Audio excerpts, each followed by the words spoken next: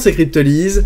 J'espère que vous allez bien ce samedi 8 octobre 2022. Bienvenue dans l'hebdomadaire où on va faire un petit point sur la macroéconomie en général, sur le Bitcoin, et on va essayer de répondre à une problématique qui est, et à une question qui est, va-t-on vers un écroulement du système financier? Question qui revient vraiment beaucoup sur les réseaux sociaux actuellement, avec tout ce qui se passe au niveau du Crédit Suisse, et globalement toutes les banques systémiques, et voilà, on compare beaucoup Crédit Suisse à Lehman Brothers, et donc on va essayer d'analyser un petit peu la situation. Je vais vous donner des clés pour pouvoir, en tout cas, vous faire votre propre opinion par rapport à ça, et vous donner la mienne d'opinion, de façon à ce que vous ayez, voilà, mon avis, à vous de construire le vote par rapport à ça. Ensuite, on va aller voir ce qui se passe au niveau du BTC, comment le Nasdaq a réagi suite à la baisse du taux de chômage, très important, et justement, les implications que ça a par la suite, et justement, on va essayer de répondre aussi à la question subsidiaire qui est, est-ce que c'est normal que le BTC, qui est censé être résilient par rapport à ce type de nouvelles, en tout cas qu'il a été créé dans ce sens-là,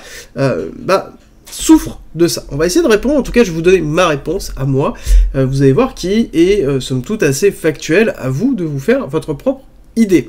Alors, on attaque tout de suite. Avant, petit rappel, le Discord est à disposition, je l'ai créé exprès pour une notion de partage, pour une notion de hub d'information. Il y a toutes les informations qui sont structurées dedans et qui sont regroupées pour que ce soit simple d'utilisation. Toutes les informations sur la blockchain, la crypto-monnaie, le trading et l'investissement. Pour aller plus loin, on a mis en place une partie premium avec plein d'avantages.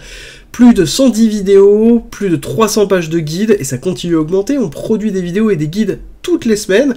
Il y a des stratégies de trading, des stratégies d'investissement. Pour vous donner un ordre d'idée, actuellement on a posté, ne serait-ce que cette semaine, 17, en tout cas, spots pour les investissements. On a des guides, on a des formations, on a des lives hebdomadaires, on a des briefs quotidiens que je fais sur le marché pour pouvoir vous donner en fait une vision globale de là où on en est et de ce qui reste de se passer, en tout cas dans la journée ou dans les jours qui arrivent, et globalement tout pour aller plus loin, pour pouvoir justement construire une connaissance en trading, en investissement, en crypto-monnaie et en blockchain. Alors, on va attaquer tout de suite par le Crédit Suisse. Crédit Suisse, important de comprendre un petit peu ce qui s'est passé. Ce qui s'est passé, déjà, il faut comprendre deux choses. C'est que, le Crédit Suisse, chose que vous voyez devant vous, le cours du Crédit Suisse, est une très très grosse banque. Il fait partie des banques systémiques. Alors, banque systémique, qu'est-ce que c'est? Banque systémique, c'est une liste qui a été donnée, notamment suite à la crise des subprimes, qui représente l'état de dangerosité de la banque en cas de faillite. C'est-à-dire à quel point cette banque a des actifs partout, est liée absolument partout, et donc risque, si jamais elle fait défaut, d'impacter l'économie. Plus on monte dans des niveaux élevés, plus on se retrouve sur des banques qui sont, si jamais elles sont en faillite, impactant grandement la finance mondiale. Donc nous avons bien évidemment niveau 4 la banque JP Morgan Chase, classique. Ensuite on a la BNP Paribas qui se retrouve dans le niveau 3, on va en parler un petit peu tout à l'heure. Et ensuite nous avons le niveau 2 avec le Bank of China, Bank of America, et ensuite nous avons le niveau 1 avec notamment le Crédit Suisse qui s'y trouve avec, voilà, Crédit Agricole par exemple. Donc on a quand même la Société Générale, on a quand même, voilà, le Crédit Suisse se trouve dans ce niveau 1 de banque systémique, donc avec une implication forte. Et on a aussi la Deutsche Bank, parce que la Deutsche Bank a aussi eu son lot de news qui sont arrivées, ou en tout cas une notion de peur qui s'est faite, et tout est parti d'une notion de... Enfin voilà, en tout cas un FUD qui s'est monté à propos d'une première annonce qui avait été faite, comme quoi potentiellement des grandes banques allaient potentiellement faire faillite, sans donner de nom, et ensuite il y a eu les CDS qui sont arrivés, qui sont pas bons pour le Crédit Suisse. Alors CDS, qu'est-ce que c'est? Clairement, c'est, je vais essayer de vous schématiser ça simplement, c'est une assurance contre la faillite d'une banque. Ça veut dire quoi? C'est-à-dire que quand des institutionnels déposent, ou des banques, ou des gros institutionnels déposent leurs fonds dans une des banques, ou en tout cas sur des produits dérivés liés à cette banque-là, vont souscrire à un autre produit dérivé, qui est un CDS, qui a pour but principalement de pouvoir assurer cette masse monétaire qu'on a mis en place. C'est un pourcentage qui est donné, et plus normalement le CDS va être élevé, bah, plus on a globalement un intérêt fort qui va être fait. Par contre, l'avantage, c'est que si je souscris à ce CDS, si jamais la banque fait faillite, je suis remboursé de la totalité de l'argent que j'ai donné. Donc c'est toujours des pourcentages qui sont liés. Par contre, si la banque n'a pas fait faillite, bah, à ce moment-là, je récupère un certain nombre de... enfin, en tout cas, la totalité des investissements, moins la prime que j'ai payée au niveau des CDS. Donc globalement, c'est un produit dérivé qui a pour but, en fait, de faire un échange commercial sur les risques de non-paiement d'un crédit ou d'un emprunt lié directement, par exemple dans notre cas-là, à une banque. C'est très important de le retenir, ça, parce que du coup, ça veut dire que c'est un produit dérivé, ça veut dire que c'est un produit spéculatif. Là, c'est le CDS de Crédit Suisse. Alors, ça veut dire que, actuellement, je paye beaucoup plus d'intérêts sur une fin de contrat à 6 mois qu'une fin de contrat à 10 ans. Ça veut dire quoi? Ça veut dire qu'il y a plus de risques qu'elle fasse faillite dans les 6 mois que dans les 10 ans. Alors que normalement, une courbe de CDS classique, on devrait être de ce style-là, d'accord? Donc 6 mois, on devrait être sur un taux qui est très bas, et ensuite 10 ans, un taux qui est très haut. Parce que, globalement, on part du principe que plus le temps passe, plus on est dans une incertitude sur l'évolution réelle de l'actif, ou en tout cas de l'acteur en question, et donc plus, potentiellement, statistiquement, il y a des risques. C'est quelque chose qui est classique et qu'on revoit. Là, on voit qu'on a une courbe qui est totalement inversée, et donc ça a mis aussi le feu aux poudres, clairement. Suite à cette annonce de CDS, il y a eu 10% qui sont partis directement dans le Crédit Suisse. C'est évident. Mais il n'y a pas que ça. Il faut bien comprendre que les CDS, c'est juste, en tout cas, l'allumette qui a allumé le feu qui était déjà présent depuis longtemps. Je veux dire, quand on regarde Crédit Suisse, bah, c'est pas un break très très fort, hein. En l'occurrence, on voit qu'ils ne sont jamais vraiment remis de la crise de 2008. Hein.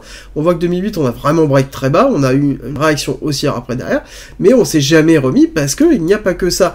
Crédit Suisse, c'est un ensemble de problématiques qui rentrent en compte à travers plein de choses, des mauvaises décisions, des mauvais investissements qui ont été effectués, un scandale, enfin des scandales qui ont été mis en place et une série d'amendes qui ont été très conséquentes, qui certainement risquent de continuer à arriver, à tel point qu'on est dans une mise en place de restructuration vraiment de la banque. Alors sans aller trop loin, il y a vraiment une volonté de pouvoir refaire le mouvement de la notion de banque suisse, à savoir qu'il y a une mouvance qui est en train d'évoluer. Avant il y avait le secret bancaire suisse qui est en train de disparaître, donc du coup il y a une fuite des capitaux aussi, enfin bon, il y a tout un ensemble de choses qui font que on se retrouve avec un acteur qui est le Crédit Suisse, qui justement souffre de tout ça et qui souffre en plus derrière d'une mauvaise gestion de la communication, notamment du nouveau CEO qui est arrivé, où il y a eu une fuite qui a été donnée sur un des mémos qu'il a donné en interne, qui était, on a repris le terme « moment critique » sorti de son contexte. Après, voilà, les gens ne comprennent pas que le moment critique, oui, c'est normal que dans un mémo interne, on définisse que c'est un moment critique, étant donné qu'on est en pleine restructuration.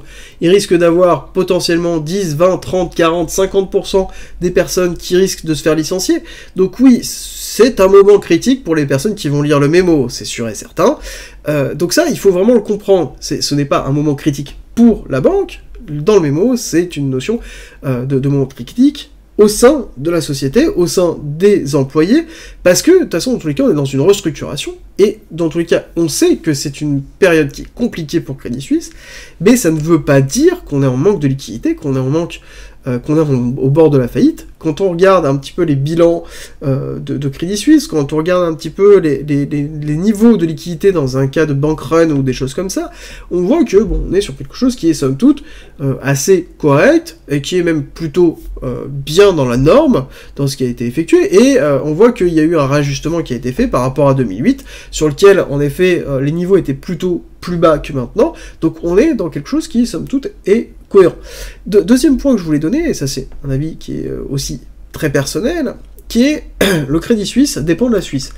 Le niveau de liquidité de la Suisse et du franc suisse à l'heure actuelle est juste colossal, d'accord?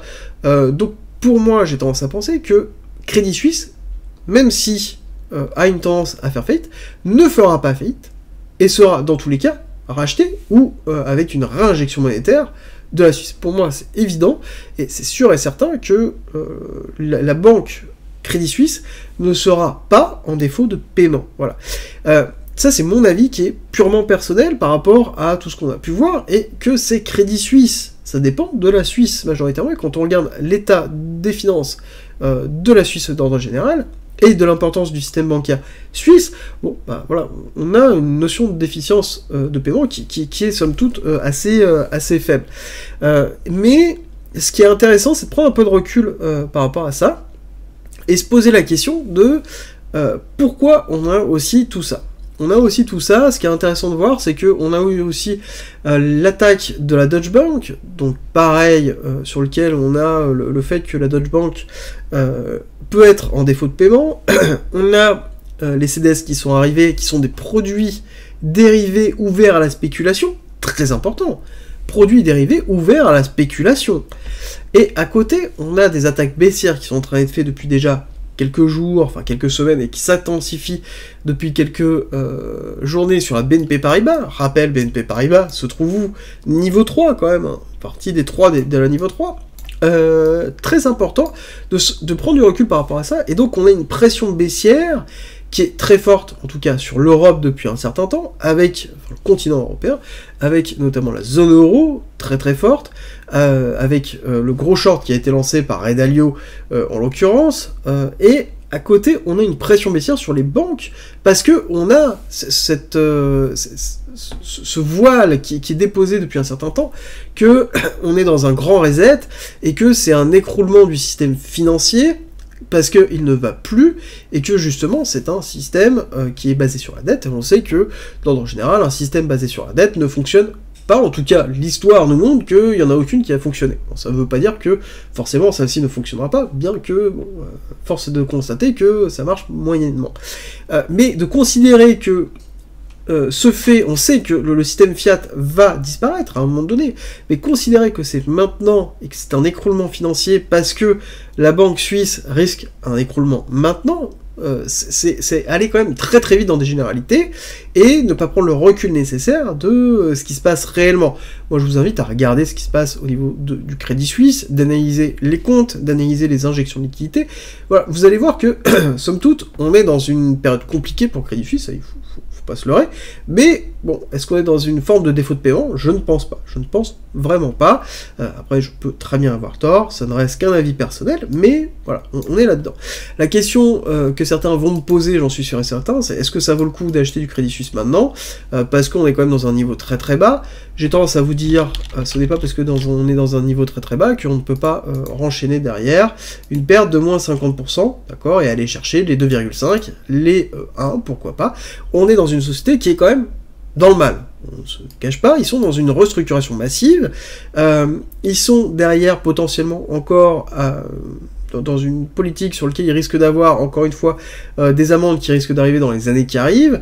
Bon, voilà, on est dans un actif qui est quand même risqué. Moi, personnellement, ce type de choses-là, je n'achète pas lorsque l'on est dans une continuité baissière, tant que je n'ai pas des signes positifs ou des structures, un renversement de structure, un break of structure, donc sur de l'analyse chartiste, et même sur l'analyse fondamentale, où je vois que la restructuration fonctionne, que la restructuration est terminée, et qu'au niveau du cours, je recommence à avoir un embrun de confiance qui se met en place, c'est encore autre chose. Mais pour moi, le risque de défaut de Crédit Suisse est somme toute assez faible, et que dans tous les cas, même s'il y est, j'ai tendance à penser que on aura une réinjection très forte de liquidité par la Suisse, parce que le système bancaire suisse est justement la marque de fabrique suisse, et pour moi, je considère que bon, il n'y a pas trop de risques dessus, c'est mon avis personnel, encore une fois, à vous de me dire ce que vous en pensez, alors que ce soit sur le Discord ou dans les commentaires, c'est avec plaisir que je vous lirai, et qu'on peut ouvrir un débat dessus.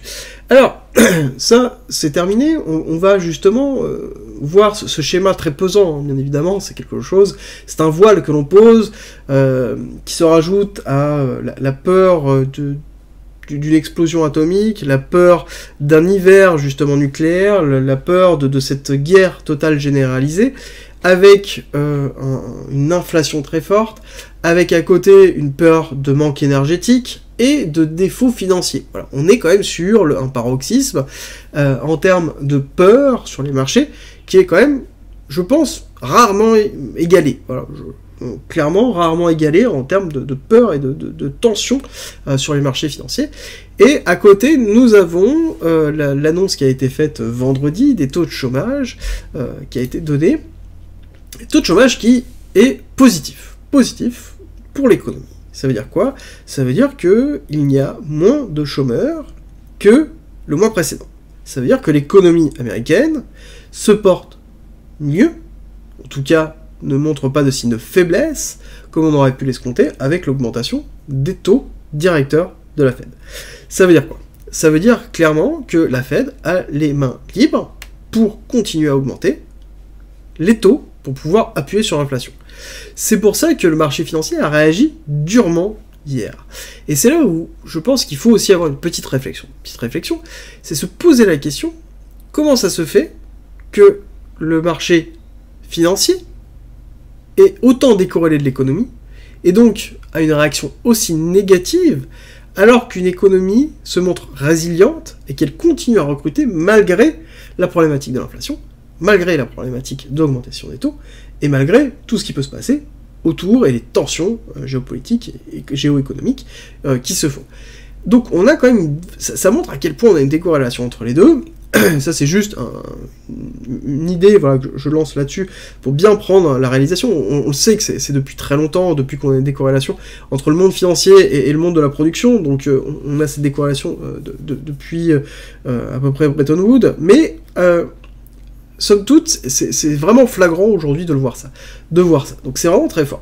Donc ce qui est important aussi à voir, c'est que on va avoir une augmentation des taux de la Fed, ça c'était annoncé, là c'est sûr et certain. Globalement, le seul frein qui était possible, imaginable, c'est que si jamais on avait eu une grosse augmentation du taux de chômage, on aurait eu un gros impact sur l'économie, et donc à ce moment-là, potentiellement, la Fed aurait pu dire, bon, on arrête là, ou en tout cas, on diminue moins. Bon, clairement, c'est pas le cas, donc ça veut dire que on est en train de pricer une augmentation drastique, et le fait que, potentiellement, on va traîner l'augmentation des taux pendant encore un certain temps.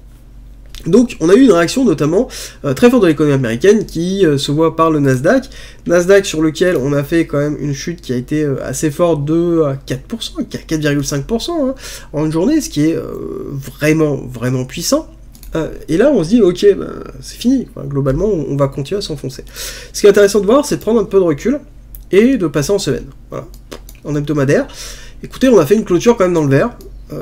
Certes, on a une bougie qui a été entièrement ravalée en une journée, ok, mais on a quand même clôturé dans le vert, au-dessus de la dernière clôture de la semaine dernière, quasiment au niveau de clôture du point bas qui avait été laissé en juin 2022.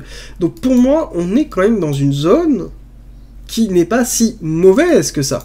C'est juste que on a derrière un pricing qui est fait sur une continuité de l'augmentation des taux, chose qui avait déjà été fait sur 1, 2, 3. C'est juste que là, il y avait une forme de FOMO qui était en train de se mettre en place.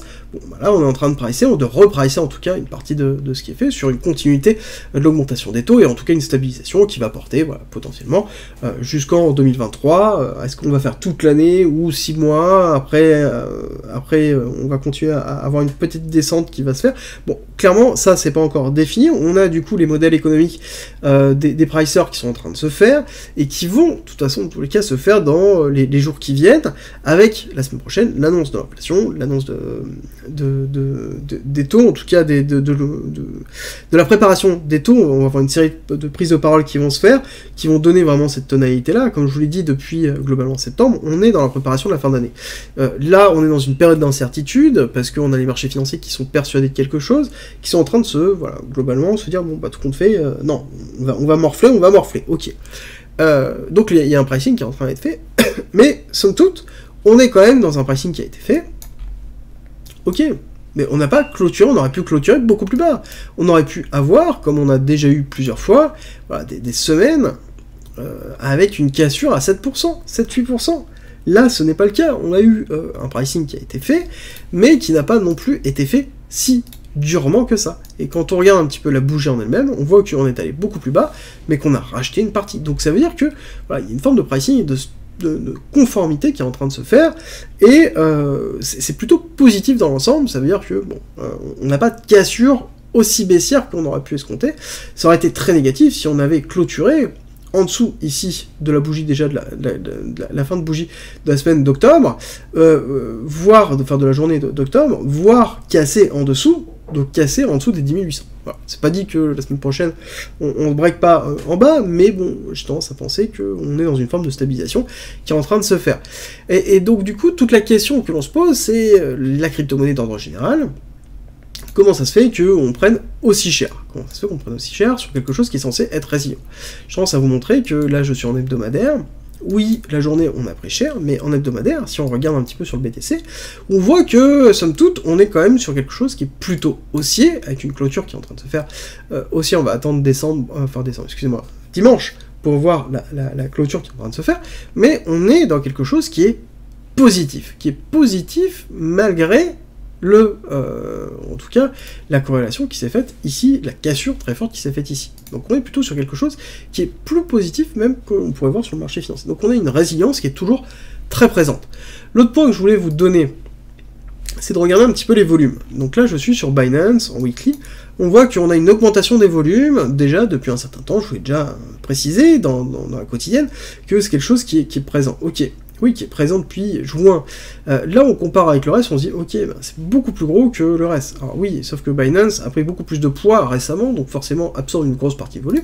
Et quand on regarde un petit peu le total index, donc qui est ce qui reprend le volume global des transactions, tout confondu, on voit que on est quand même loin de la partie bull run qui s'est effectuée, mais on est quand même dans une phase d'accélération qui est en train de se faire. On est dans une phase accélération en termes de volume, majoritairement quand même plutôt positif, qui est en train de se donner, chose qu'on n'avait pas forcément dans cette partie ici, avant la cassure de Terra Luna, d'accord? Si on regarde, on avait quelque chose qui était plutôt majoritairement stable.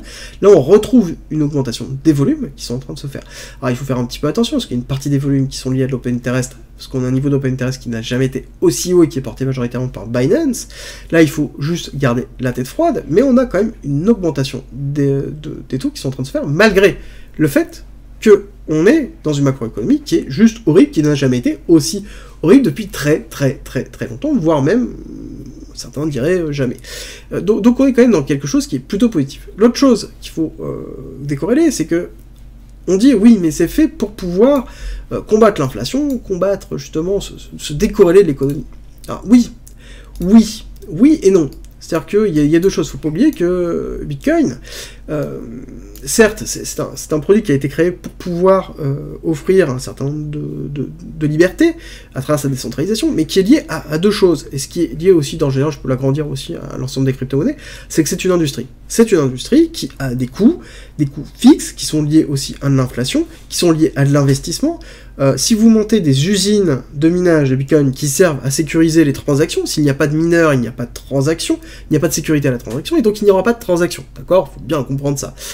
Donc forcément, pour monter une ferme de minage, il faut pouvoir emprunter. C'est pas, voilà, je veux dire, déjà, même monter une petite ferme avec une dizaine d'ASICs, ça a un coût, donc il faut pouvoir emprunter, donc forcément, l'augmentation des taux directeurs entraînera notre capacité de financement, la capacité d'emprunt des mineurs, et donc de l'augmentation de la sécurisation du réseau, donc forcément on va avoir un impact. La notion, elle n'est pas de ne pas avoir d'impact, c'est d'avoir une résilience par rapport à tout ce qui peut se passer sur la macroéconomie. Est-ce que nous avons cette forme de résilience? J'ai tendance à vous dire que on la gagne de plus en plus, en tout cas moi personnellement, c'est l'analyse que j'en tire par rapport à ça. Et d'ailleurs c'est intéressant de zoomer un petit peu, parce qu'on voit qu'on a eu une grosse augmentation des volumes vendeurs, stabilisation, et à côté on commence à voir une augmentation des volumes qui est en train de se faire. On a une augmentation claire des volumes qui est en train de se faire. Et c'est intéressant de voir ça parce que on est quand même sur quelque chose qui, depuis un certain temps, je vous dis, ouais, c'est plutôt pas mal. Est-ce qu'on peut descendre plus bas? Oui, mais somme toute, on est quand même dans une zone, malgré la macroéconomie qui continue à se détériorer, en tout cas si on continue à regarder l'image qu'on nous donne de cette macroéconomie, qui est plutôt négative, oui, mais le pricing est en train de se faire, et on sait qu'à un moment donné, ils vont pas pouvoir continuer à augmenter les taux d'intérêt toujours indéfiniment, on va avoir des paliers qui vont se mettre en place, une inflation qui va descendre, et à côté une diminution. C'est quelque chose qui est classique, qu'on retrouve un petit peu partout dans toutes les crises. La notion de quand, c'est plus vraiment la grande question qu'on va se poser. Donc là-dessus, pour moi, on est quand même dans une zone plateau qui est intéressante, si on veut commencer à s'exposer, et c'est un petit peu la vision que j'ai du Bitcoin, des crypto-monnaies en général, parce que pour moi, Bitcoin est une représentation de la crypto-monnaie en général, mais Ethereum et le modèle économique d'Ethereum, et de tous les altcoins qui sont greffés sur Ethereum, qui apportent des use cases, et la technologie qui donne une valorisation de la technologie de blockchain dans la vie de tous les jours, c'est encore une autre conceptualisation, mais qui est liée aussi à une forme d'industrie. Et pour moi, il faut décorréler les deux, et il faut bien comprendre que les deux ont leur part et ont leur fonctionnement séparé, et pour moi, les deux montrent une résilience. Quand on regarde le total en fait, des indices crypto, on voit qu'il y a une résilience qui est en train d'être faite, qui est plutôt même positive, qui est plus résilient d'ailleurs que le Bitcoin dans le général. Et donc, pour moi, c'est plutôt positif dans ce négatif, dans cette période. Je ne dis pas qu'on va aller en bull run, loin de là, mais je dis juste que on est dans une forme de résilience qui est excessivement positif, malgré tout ce qui est en train de se faire. C'est le même principe que quand on dit que quand on a une bonne nouvelle et que le cours ne bouge pas, c'est mauvais signe, c'est le même principe. Quand on a une série de mauvaises nouvelles et qu'on voit que le cours bouge pas trop, c'est plutôt positif. Voilà, c'est exactement ce concept-là. N'hésitez pas d'ailleurs à en discuter en commentaire ou à lancer la discussion sur Discord, c'est avec plaisir que j'interagirai et que je continuerai le débat dessus. Je mets en commentaire et en description les liens pour nous rejoindre. Et n'hésitez pas à vous abonner, à laisser un petit like, à partager la vidéo, ça fait toujours plaisir, et en tout cas, c'est la meilleure façon de soutenir mon travail. Je vous souhaite une très bonne journée, et je vous dis à demain.